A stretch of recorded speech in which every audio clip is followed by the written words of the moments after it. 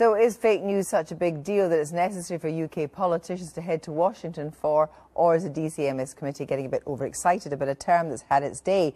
With me in the studio is the right-wing campaigner and best-selling author Ann Coulter, one of the very few people Donald Trump actually follows on Twitter.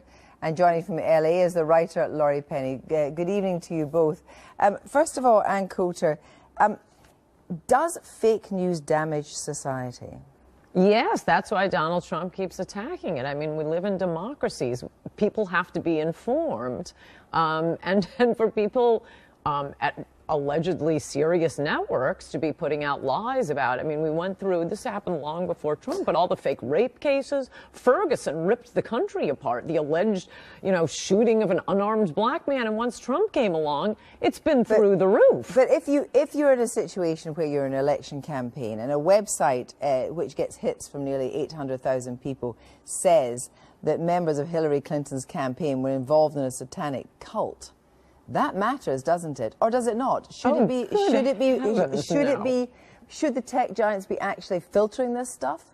No, the internet is the only place people can get the truth. Maybe not from the website you just cited, but 800,000 viewers. Hillary spent $1 billion. This idea that, bots putting likes on Facebook swung the election is so insane. That's fake news. So listen, you believe that things like CNN, ABC, NBC actually don't double source stories and put out fake news? It's worse than that. They are intentionally putting out fake news. The claim that Donald Trump admitted to groping a woman's, blank is a lie. He says on the tape, and they edit the tape to lie about it. Laurie they Penny, let you do it. You could win that as a summary judgment case in court, and they edit that part out of the quote. Laurie Penny, is it damaging to have not only fake news, but actually the idea that it doesn't necessarily matter? Laurie Penny. Well, you've hit on something quite important there, Kirsty. The distinction between censorship and what's going on now is important because, look, fake news, what we've come to call fake news, which is actually lies, the point of that is not just to spread lies, it's to make people unsure of the distinction between what is true and what is false. And when people can't, to erode trust in the news media, which is what Ms. Coulter is trying to do right now, erode trust in honest journalistic networks.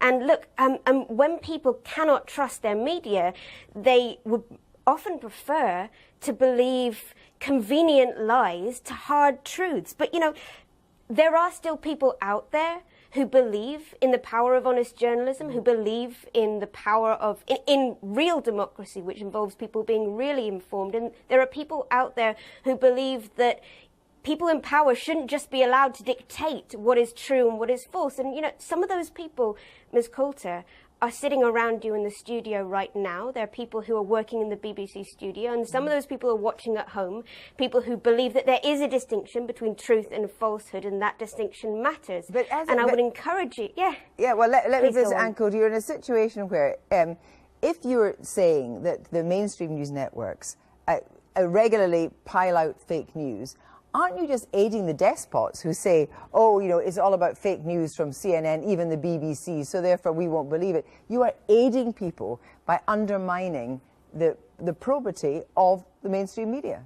No, I'm actually citing lies that have been put out. It doesn't mean you don't believe everything, although that's where I think people would be erring. I mean, I do agree with your guest that the issue is censorship. Who's deciding? I've just listed, including some categories of lies, 20 lies that have been and continue to be put out by the media. The claim that Donald Trump mocked a disabled man, not only was that a lie, but the Washington Post knew it was a lie because the video proving that was a lie, they took down from their webpage. And your only lie is some website said Hillary's part of a satanic cult. Okay, how about she defended a rapist, her husband? No, hang on, it does matter if a lie is told. So about this satanic cult, it really matters. May I come in here? It matters if a lie is told about Donald Trump. Are you finished? Satanic cult doesn't strike me as much of a lie. Ms. Coulter, are you finished? Laurie Penny. Are you finished?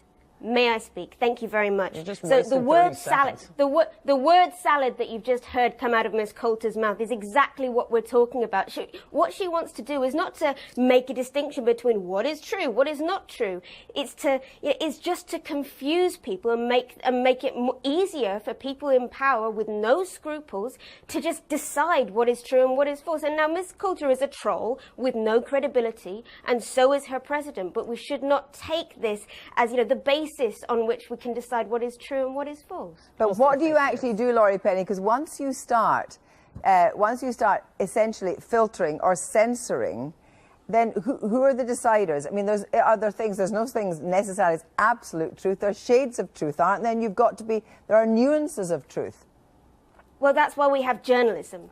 And journalism, as you know, Kirsty, you've worked at the BBC for a long time. Everybody around you in the studio has worked at the BBC for a long time. Journalism is still a thing that exists and matters, and there should be a distintion made between what is journalism and what is an opinion on the internet. Let's say about checking on things, Ann Coulter, because we already had the situation where you retweeted what purported to be a Muslim man attacking a young Dutch man. You retweeted it, and then you've got 1.8 million. Donald Trump retweeted it, and you didn't even know where it came from. You tweeted it without checking it. And you're a person that actually, you're a polemicist, you're somebody that's in the public eye. You regret that now? No, I've seen no proof that it is untrue, point one. Point two, your question is the correct one. Who is deciding what's true here? Again, I keep citing things... It wasn't true, Wait a second. I keep citing things that are provably false. It wasn't true, though. Your guest says... journalists will decide. Well, Walter Duranty said that there were no Ukrainian famines. Our country was roiled by the Ferguson shooting for a year. That turned out to be the biggest lie finally admitted by the media. That's not true. Thank you both very much. Deciding. Thank you very much. That's not true. And from New York, Ann Coulter, the conservative commentator who may well be the reason Trump tweeted this. She is one of only 45 people he follows on Twitter, and she tweeted one of those Britain First videos just before he did. Ann Coulter, did you know that what these videos were was fake news, effectively, that they weren't what they purported to be and that they were being tweeted by a vile hate group? I did not know they had, to this moment, have been proved to be fake. Have you done an investigation of the Dutch boy being kicked by the Muslim? The tweet said it was a migrant Muslim, and there is absolutely no evidence found that it was either a migrant or a Muslim. Do you know that he? So, okay, this is the old. No, this is the old. Okay, so it's the usual. You have no evidence for what you tweeted. Okay, fine. No, that isn't proving it false. We've established if you produce evidence that it's false, I will be happy. We have established that you have no evidence. You were the one who was tweeting it. Well, if it's false, I'll say that it's false. But you can't just say, oh, you haven't proved it, therefore it's false. Well, if only you had a multi-million-dollar news investigation bureau behind you, and maybe you could find out. But no, this idea that we won't count how many Muslims are committing crimes, we won't count how many immigrants are committing crimes, and therefore we're off the point now. Don't worry about that. Says anything about it. Why does this matter? Can you explain to Ann Coulter why it matters that the president is tweeting this stuff? Look, these people have scant regard for facts. They don't ever fact-check their stuff. I think it's appalling. It's unacceptable. It shouldn't go unchallenged. And the thing is, these kind of things have consequences. So, I mean, yesterday in the House of Commons, we launched Islamophobia Awareness Month. And every time these kind of things happen, you hear of hijabs being ripped off girls. You hear of, even grandfathers coming home from the mosque at midnight. In some cases, we've had deaths from these. Britain bans hate preachers. Have consequences. Britain bans hate preachers. It's banned people from America in the past. Yeah.